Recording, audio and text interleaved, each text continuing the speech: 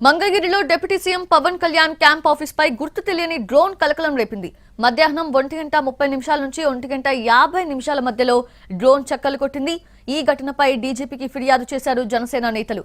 Camp కార్యాలయ సిబ్బంది కూడా గుంటూరు జిల్లా కలెక్టర్, ఎస్పీకు ఫిర్యాదు చేశారు.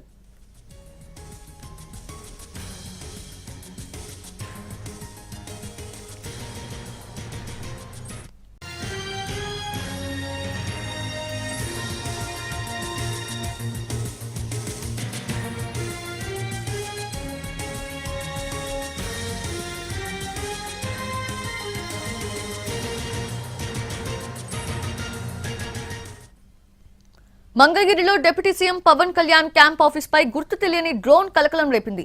మధ్యాహ్నం 1:30 నుంచి 1:50 మధ్యలో డ్రోన్ చక్కలు కొట్టింది.